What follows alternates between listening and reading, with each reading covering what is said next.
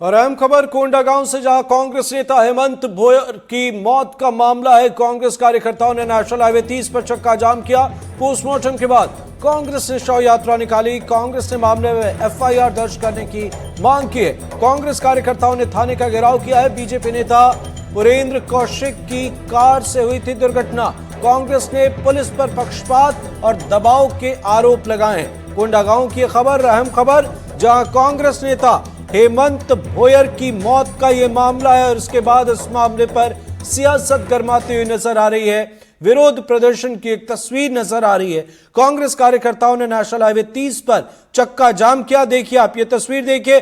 Postmortem के बाद कांग्रेस ने शव यात्रा भी निकाली है। देखिए दो तस्वीरें आपको दिखा रहे हैं। पहली शव यात्रा की तस्वीर, दूसरी चक्का जाम की तस्वीर। सड़कों पर शव को रखकर सड़क पर प्रदर्शन करते हुए कांग्रेस के कार्यकर्ता नजर आ रहे हैं। इसके साथ ही कांग्रेस कार्यकर्ताओं ने थाने का घेराव किया और कांग्रेस कार्यकर्ता, कांग्रेस नेता पुलिस पर पक्षपात और दबाव के आरोप लगा रहे हैं। बीजेपी नेता पुरेंद्र कौशिक की कार से यह दुर्घटना हुई थी।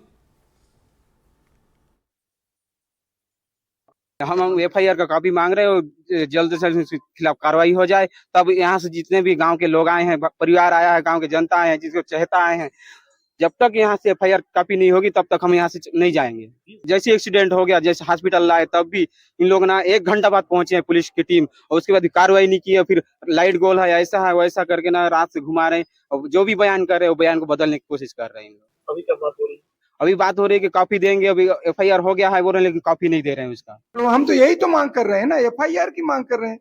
अभी तक एफआईआर क्यों नहीं हुआ है? आप लगभग देखिए 4 बजे की कल की घटना है, जो भारतीय जनता पार्टी और स्थानीय विधायक माननीय लता उसेंडी जी और सरकार के दबाव में पुलिस प्रशासन एफआईआर नहीं कर रही है।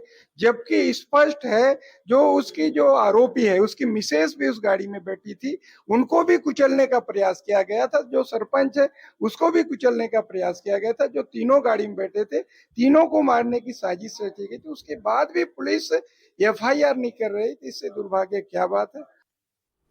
सहयोगी आयुष श्रीवास्तव हमारे साथ जुड़ गए हैं। आयुष बताएं, कांग्रेस कार्यकर्ता एफआईआर की मांग कर रहे हैं, क्या है अपडेट, क्या कहना है प्रशासन का?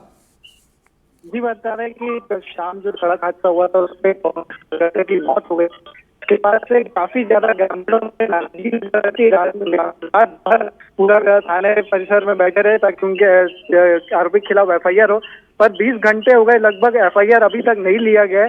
उसको लेकर ग्रामीणों ने डेड बॉडी को लेकर नेशनल हाईवे 30 में चक्का जाम कर दिया गया। और ग्रामीणों का और कांग्रेस के लोगों का बस यही कहना है कि हमको हमारे आरोपी के खिलाफ एफआईआर करके हमको एफआईआर कॉपी दे। एफआईआर कॉपी की मांग को लेकर यहाँ पर पूरे ग्रामीण और कांग्रेस के कार्यकर्ता चक्का जाम पे बैठ गए। सबको भी वहीं पर बीच में रखा गया है।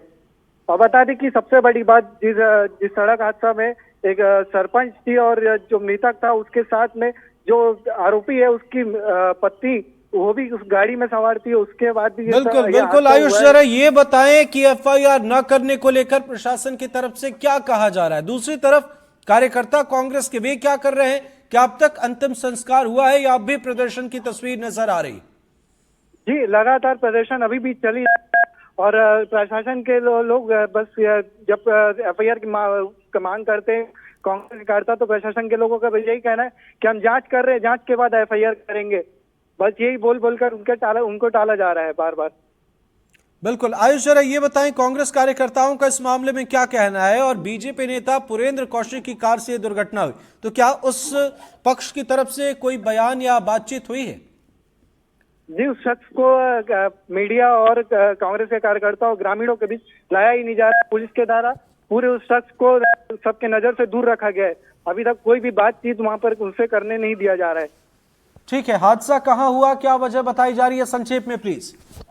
जी, हादसा कोंडागांव से 10 किलोमीटर दूर दोंगड़ी गुड़ा के पास सुनसान जंगल के पास का था और पूरा मामला पंचायत चुनाव से जुड़ा हुआ है। पंचायत चुनाव में दोनों के बीच काफी ज्यादा हार जीत को लेकर काफी ज्यादा आपसी दुश्मनी हो गई थी और दुश्मनी इतनी बढ़ गई थी कि मृतक को 2 से 3 बार आरोपी के द्वारा मारने की धमकी भी मिल चुकी थी। उसके बाद जब मृतक अपने गांव से कोंडागांव आ रहा था, उसके घर पे 2 दिन बाद शादी है, उस शादी के सामान बिल्कुल नजर बनाए रखिए आप आयुष, आगे भी आपसे अपडेट लेंगे। बहुत बहुत शुक्रिया।